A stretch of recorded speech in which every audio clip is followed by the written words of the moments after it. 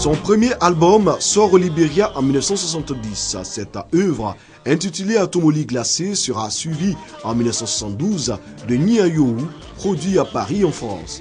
Ces deux œuvres ouvrent grandes les portes du monde musical à Rabé Justin Stanislas. L'artiste ivoirien effectue des voyages dans d'autres pays d'Afrique et à travers le monde. En Amérique, aux États-Unis, il sort l'album intitulé Hommage à Ernesto Didier en 1983, précisément à Dallas, dans l'État du Texas. Rabé Justin Stanislas, appelé aussi JR, fête ses 45 ans de carrière musicale. Une carrière au service de la Côte d'Ivoire et du continent. L'État de Côte d'Ivoire lui est reconnaissant. Le ministre de la Culture et de la Francophonie lui a décerné donc la médaille de l'Ordre du Mérite culturel. Le chef de l'État et le Premier ministre m'ont autorisé à lui dire la reconnaissance de la Côte d'Ivoire, la reconnaissance de la nation ivoirienne, la reconnaissance de tous les Ivoiriens pour toute la fierté et la dignité qu'il leur offre à travers son art.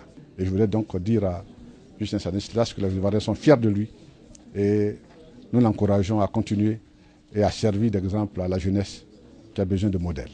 L'artiste salue cet acte du gouvernement qui vise à revaloriser les anciennes gloires et honorer les artistes. Là, c'est toute ma carrière. Là. Donc là, je viens de renaître parce que ça va me servir encore de penser à autre chose, c'est-à-dire composer beaucoup de chansons. Un pays, reconnaître les valeurs d'un artiste, c'est rare. Aujourd'hui, ce gouvernement va réveiller les choses. Et ça nous donne envie de travailler, même on prend de l'âge, on sait qu'on a des gens derrière nous. Auteur et co-auteur, Justin Stanislas s'est investi au cours de ces 10 dernières années dans le show business avec la mise en place d'une maison de production.